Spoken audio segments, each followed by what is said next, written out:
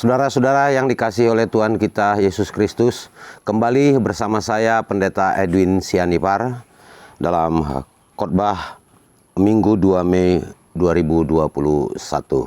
Dan sebelumnya kita bersatu di dalam doa. Bapa di dalam surga, Bapa yang maha baik, saat yang indah ini kami akan mendengarkan firman-Mu. Firman yang kami yakini berkuasa, kiranya menguasai segenap kehidupan kami melalui kuasa Roh Kudus di dalam Kristus Yesus. Amin. Nah, pada Minggu 2 Mei 2021 ini yang disebut Minggu Kantate, yang berarti nyanyikanlah nyanyian baru bagi Tuhan. Nyanyikanlah nyanyian baru bagi Tuhan, dan khotbah ini akan dirangkai dalam tema segala yang bernapas memuji Tuhan. Dan kita lihat nanti tentang tema diambil dari ayat yang ke-6. Mazmur 150 ayat yang pertama hingga yang ke-6, demikian firman Tuhan. Haleluya, puji Allah dalam tempat kudusnya. Pujilah dia dalam cakrawalanya yang kuat. Pujilah dia karena segala keperkasaannya. Pujilah dia sesuai dengan kebesarannya yang hebat. Pujilah dia dengan tiupan sangkakala. Pujilah dia dengan gambus dan kecapi. Pujilah dia dengan rebana dan tari-tarian. Pujilah dia dengan permainan kecapi dan seruling. Pujilah dia dengan ceracap yang berdenting. Pujilah dia dengan ceracap yang berdentang. Biarlah segala yang bernapas memuji Tuhan. Haleluya. Tadi saya katakan bahwa khotbah ini dirangkai dalam tema segala yang bernapas memuji Tuhan. Itu jelas diangkat dari ayat yang ke-6 yang mengatakan segala yang bernapas memuji Tuhan. Bapak, Ibu, dan saudara-saudara yang dikasihi oleh Tuhan kita Yesus Kristus. Nah, kalau melihat Mazmur ini, Mazmur tanpa nama. Dan ini tidak hanya Mazmur 150, tapi banyak lagi Mazmur lainnya. Tapi terkait dengan Mazmur 150, boleh dikatakan mulai dari Mazmur 146 hingga Mazmur 150, ini isinya menyangkut pujian. Nah, oleh sebab itu, ahli yang mengatakan bahwa 5 Mazmur terakhir sebagai Mazmur penutup ya dari keseluruhan Mazmur ini menyatakan pujian kepada Tuhan. Secara khusus terkait dengan Mazmur 150, juga dengan 4 Mazmur lainnya sebelum Mazmur 150 ini tidak menyebutkan siapa gerangan yang menjadi penulis. Tapi para ahli mencoba melakukan semacam pendekatan, ya, mencari tahu siapa yang menjadi penulisnya. Lalu itu mundur ke belakang sedikit melihat apa yang tertulis dalam Mazmur 145, puji-pujian dari Daud, dan mencoba melihat tentang isinya.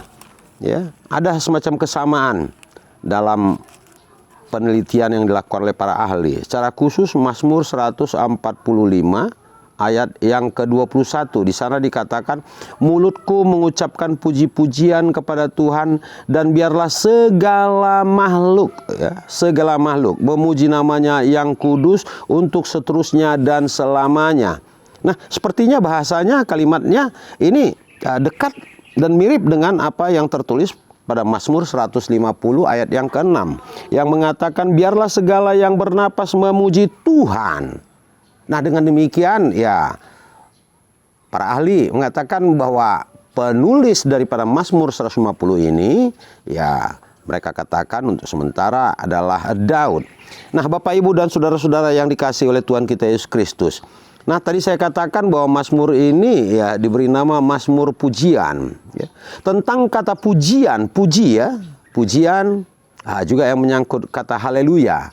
Haleluya ini dari kata halel dan Yahweh, nama Tuhan, juga berarti memuji Tuhan. Ini terdapat 13 kali disebutkan. Hanya dengan 6 ayat itu ada 13 kali kata pujian, puji. Nah, kita bisa mengoreksi tentang perkataan ini. Pada ayat yang pertama di sana dikatakan 3 kali. Haleluya, puji Allah, puji Dia. Lalu kita melihat pada ayat yang kedua. Di sana dikatakan 2 kali. Pujilah Dia, pujilah Dia. Lalu untuk seterusnya ayat yang ketiga 2 kali, pujilah Dia, pujilah Dia. Juga ayat yang keempat 2 kali, dan ayat yang kelima 2 kali, dan ayat yang keenam 2 kali memuji Tuhan, haleluya. Nah ini, ya, memang tepat kalau dikatakan bahwa Mazmur ini adalah Mazmur pujian, ya, diarahkan untuk memuji Tuhan. Nah, saudara-saudara, sekarang kita memperhatikan apa gerangan yang mendasari pemazmur memuji Tuhan, atau apa yang menjadi alasan bagi pemazmur sehingga dia harus memuji Tuhan. Setidaknya ada 2 hal. Pertama, alasan itu berkaitan dengan kebesaran Tuhan selaku pencipta. Tuhanlah yang menciptakan cakrawala, alam semesta, dan bahkan seluruh isinya. Nah, ini menunjukkan kebesaran Tuhan, ya sangat wajar dan harus ya dipuji ya tentang hal kebesaran menyangkut keberadaan Tuhan. Dan yang kedua boleh dikatakan ini berkaitan dengan keagungan Tuhan ya, dalam kesempurnaannya, kekudusannya, kemuliaannya, dan kehormatannya yang tidak ada tandingannya. Karena besarnya Tuhan, karena luar biasanya, maka ya ini satu hal yang wajar kalau Tuhan itu harus dipuji. Nah, Bapak, Ibu, dan saudara-saudara yang dikasihi oleh Tuhan kita Yesus Kristus, di awal tadi saya mengatakan bahwa 5 mazmur terakhir merupakan mazmur penutup. 46 sampai 49 itu sudah mengarahkan ya kepada umat untuk memuji Tuhan. Namun pada Mazmur yang ke-150 ini tidak hanya mengarahkan ya menghimbau, tapi langsung menunjukkan semacam praktek yang nyata. Dan dalam memuji Tuhan, dia juga melengkapinya, tidak hanya dengan kata-kata, perkataan dan sebagainya, tapi juga ya menggunakan alat-alat. Alat apa? Itu yang disebut dengan alat musik. Dan jumlahnya juga cukup banyak ya. Tadi kita sudah mendengarnya, membacanya, apa-apa aja yang disiapkan untuk melakukan. Antara lain trompet, kecapi, rebana, suling atau tulila. Itu ya. Lalu ceracap yang berdenting dan berdentang. Nah, ini seperti sebuah orkestra ya, simfoni. Nah, oleh sebab itu kalau seluruh alat ini dipadukan ya, lalu ada suara yang melantunkan puji-pujian yang begitu merdu ya, boleh dikatakan itu akan sangat indah terdengar. Bapak, Ibu, dan saudara-saudara yang dikasihi oleh Tuhan kita Yesus Kristus, kembali kita melihat pada bacaan kita apa yang dikatakan pada ayat yang pertama dan yang kedua. Haleluya, pujilah Allah dalam tempat kudusnya. Ya, pujilah Dia karena segala keperkasaannya. Pujilah Dia sesuai dengan kebesarannya yang hebat. Ya, ini mau menggambarkan menyangkut tempat. Ya. Pujilah Allah dalam tempat kudusnya. Apa kira-kira? Apakah ini mau mengarahkan Tuhan itu dipuji di sebuah tempat yang tertentu saja? Saya kira tidak. Tapi keyakinan daripada umat Israel, Tuhan itu berdiam ya. Tuhan itu berada di bait Allah. Itulah tempat kediaman Tuhan. Itu yang menjadi tempat kediaman Tuhan. Tapi kalau kita simak dari kata-kata itu, ya bahwa Allah tadi adalah Allah yang agung, Allah yang perkasa, yang bahkan boleh dikatakan tidak dapat dibatasi oleh apapun. Ya, kalau dikatakan pujilah Allah di tempat kudusnya, ini boleh mengarahkan pengertian bahwa Allah itu kudus, ya, kekudusan Allah dalam pengertian Allah tidak dapat dibatasi oleh satu tempat. Nah, namun lebih mengarah kepada hidup kudus yang tidak dibatasi dengan ruang dan kepada sifat kudus daripada Tuhan yang layak disembah dan yang maha adil. Ya. Jadi kalau dikatakan pada ayat yang pertama, pujilah Allah dalam tempat kudusnya, artinya pujilah Allah dalam kekudusannya. Sehingga pujilah Allah ya di berbagai tempat tanpa membatasi keberadaan daripada Tuhan kita Allah. Dan dalam kuasa Tuhan, dalam peranannya selaku pencipta atau dengan kuasa yang diberikan oleh Tuhan, Tuhan itu layak untuk dipuji. Nah, kebesaran inilah yang harus diterapkan oleh setiap orang. Lalu kita bisa melihat juga apa yang tertulis pada ayat yang ketiga hingga ayat yang ke-6. Tadi saya katakan ya, pujian ini menjadi lengkap ya setelah disertai dengan instrumen musik ya. Pujian ini akan menjadi sangat-sangat indah ya setelah dia disertai dengan alat-alat musik. Dan jumlah alat musik yang disebutkan di sini juga ya begitu luar biasanya ya. Banyaknya alat musik yang dilibatkan, yang disertakan untuk memuji Tuhan. Tadi sudah saya katakan kepada kita, itu termasuk trompet, kecapi, rebana, suling atau tulila, juga ceracap yang berdenting dan berdentang, lalu membentuk sebuah grup seperti grup orkestra seperti itu. Lalu kita berpikir lagi, siapa saja yang digerakkan ya untuk melakukan puji-pujian ini. Ya jelas kalau kita masuk kepada ayat yang ke-6, biarlah segala yang bernapas memuji Tuhan. Segala yang bernapas itu ya, artinya segala yang hidup, makhluk yang hidup sebagai ciptaan Tuhan, itu wajib untuk memuji Tuhan ya. Nah, memang tentang memuji Tuhan menggunakan alat musik ini sudah menjadi tradisi bagi umat Israel. Semisal saya bacakan apa yang tertulis dalam kitab Keluaran pasal 15 ya. Dimulai dari ayat 20 hingga 21, di sana dikatakan, lalu Miriam nabiah itu, saudara perempuan Harun, mengambil rebana di tangannya, dan tampillah semua perempuan mengikutinya memukul rebana serta menari-nari. Dan menyanyilah Miriam memimpin mereka, menyanyilah bagi Tuhan sebab ia tinggi luhur. Kuda penunggangnya dilemparkannya ke dalam laut. Nah, menarik juga bahwa puji-pujian ini menjadi lebih lengkap lagi setelah didampingi ya, diikut sertakan alat musik mengiringinya, lantunkan suara yang nyaring, lalu disertai dengan gerak lakon tari-tarian. Dan yang melakukan ini adalah Miriam ya, perempuan. Artinya perempuan laki-laki ini turut ambil bagian dalam memuji Tuhan.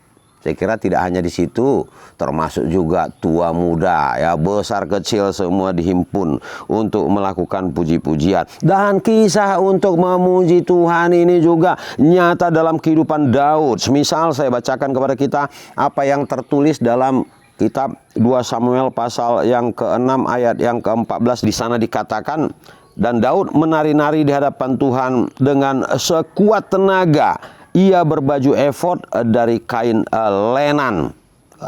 Pada waktu kapan ini dilakukan oleh Daud? Ya. Pada waktu kapan Daud menari sekuat tenaga? Ini ketika tabut perjanjian dibawa ke Yerusalem. Ya. Tabut perjanjian ini lambang daripada kehadiran Allah, lambang daripada keberadaan Allah. Ketika mereka ya membawa tabut ini, Daud dikatakan menari-nari ya, dengan girangnya sekuat tenaga. Lalu kita juga bisa membaca bahwa tari-tarian ya, puji-pujian yang begitu luar biasa juga terjadi dalam kehidupan keluarga. Misalnya dalam kehidupan keluarga Heman, sebagaimana dikisahkan dalam 1 Tawarik 25 ayat 4 hingga ayat yang ke-6. Secara khusus pada ayat yang ke-6 dalam bacaan kita dikatakan mereka ini sekalian berada di bawah pimpinan ayah mereka pada waktu menyanyikan nyanyian di rumah Tuhan dengan diiringi ceracap, gambus dan kecapi untuk ibadah di rumah Allah dengan petunjuk raja. Demikianlah keadaan Bani Asaf, Yedutun dan Heman. Ya, menarik ya. Tapi siapapun sebenarnya kalau mendengarkan musik yang indah akan tertarik, terhibur. Bapak, Ibu, dan saudara-saudara yang dikasihi oleh Tuhan kita Yesus Kristus. Dalam bacaan kita juga dikatakan, pujilah Allah dalam tempat kudusnya. Kata kudus, kados, suci. Juga boleh berarti terpisah. Ya, terpisah dari dunia. Artinya, kalau pujian itu disampaikan untuk memuji Tuhan di tempat kudusnya, dalam pelaksanaan kegiatan memuji Tuhan ini tidak bisa ya di-combine, disatukan dengan kegiatan-kegiatan yang bersifat duniawi, tidak. Kalaupun memakai alat musik modern saat ini, tapi jelas arah dan tujuan dalam pujian itu harus mengarah kepada Tuhan. Pujian ini tidak untuk menyenangkan hati dan pikiran seseorang. Tidak hanya untuk artinya menyenangkan orang supaya dia merasa terhibur dan sebagainya. Tidak. Tapi yang paling utama arah daripada pujian itu hanya kepada Tuhan. Nah, tadi dikatakan pada ayat yang ke-6, biarlah segala yang bernapas memuji Tuhan. Segala yang bernapas. Nah, mengakhiri khotbah ini saya mengungkapkan sebuah pengalaman untuk kita. Ketika saya pertama sekali menjadi pendeta, ya, ini di wilayah Samosir. Ketika itu saya diminta untuk memimpin ibadah pembukaan, juga dalam penyampaian firman sebelum kegiatan adat istiadat dimulai. Adat istiadat itu ditandai dengan bunyinya gondang, itu dalam tradisi Batak. Dan pada waktu itu saya memilih nats ini. Saya melihat ada semacam kegiatan atau tradisi kebiasaan dari masyarakat yang bertentangan dengan apa yang disarankan oleh Daud dalam Mazmur yang ke-150 ini. Lalu pada waktu itu saya katakan, pujilah Tuhan, ya. Yang dipuji hanya Tuhan. Pujian tidak diperkenankan ya kepada arwah-arwah nenek moyang, saya katakan. Ya. Pujilah Tuhan ya dengan seperangkat alat musik tepat. Dan waktu itu boleh dikatakan ya akan berbunyi gondang sebagunan. Gondang itu ada trompet, ya, ada juga ogung, itu, ada juga tagading, ada juga ya alat suling dan lainnya. Nah, ini bisa digunakan, bisa untuk memuji Tuhan. Tapi yang harus diingat, yang dipuji adalah Tuhan, bukan hal-hal yang lain. Sebab dalam Kebatakan itu berlaku ada semacam istilah ya sahalani daupung. Sahala ini ada kekuatan dari nenek moyang. Dan ada kebiasaan juga ketika melakukan acara adat istiadat dan menghadirkan kekuatan ini untuk memberi pertolongan, bantuan kepada ya keturunan daripada yang empunya hajatan. Seperti itu. Nah, Bapak, Ibu, dan saudara-saudara, kebiasaan dan dimanapun saya kira terjadi. Pada waktu pesta digelar, maka orang-orang diundang, kerabat lainnya. Dan undangan ini ya harus dihormati. Memberi rasa hormat kepada undangan yang datang ke pesta, mereka diberi makan. Lalu saya katakan, memakai pada ayat yang ke-6 ini, biarlah segala yang bernapas memuji Tuhan. Yang bisa memuji Tuhan itu hanya yang bernafas, yang hidup. Nah, jika dikaitkan seperti ini, tidak layak untuk memuji kekuatan-kekuatan lain atau roh-roh nenek moyang. Nah, kaitannya dengan ini saya katakan bahwa menghormati undangan mereka diberi makan. Nah, kalau mereka diberi makan, ya sekaligus yang mengatakan yang dapat makan, yang bisa makan di dalam kehidupan ini hanya orang-orang yang hidup. Kalau dikaitkan dengan makhluk, maka boleh dikatakan yang dapat makan adalah makhluk yang hidup. Yang tidak hidup itu tidak bisa makan.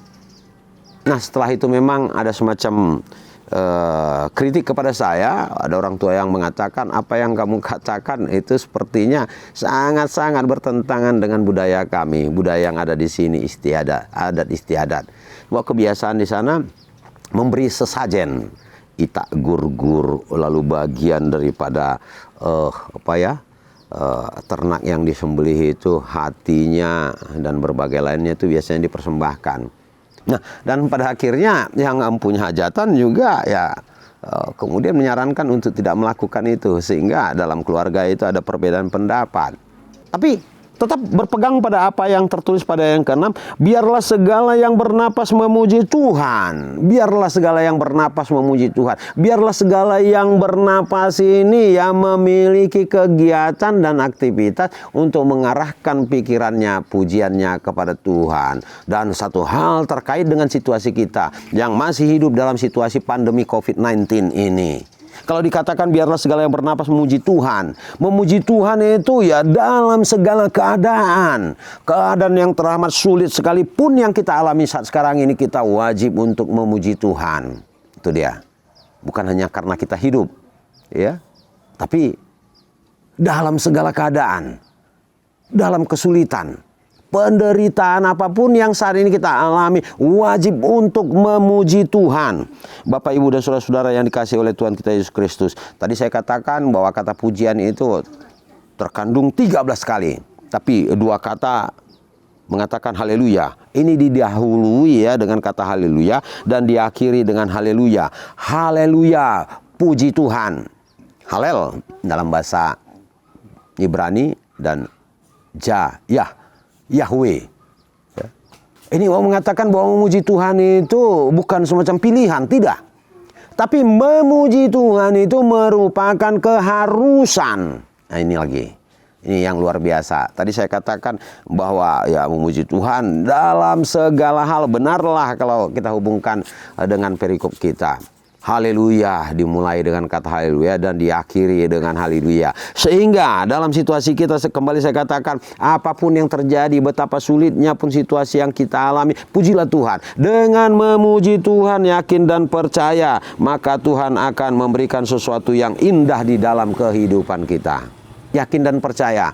Dengan memuji Tuhan, maka ya pastilah hati ini boleh menjadi terhibur seperti itu. Kiranya firman Tuhan boleh menguatkan kita dalam kehidupan kita, menjalani kehidupan yang sangat sulit hingga saat ini, yang masih tetap berjuang ya untuk melawan pandemi COVID-19 ini. Tuhan memberkati kita semua. Kita bersatu dalam doa.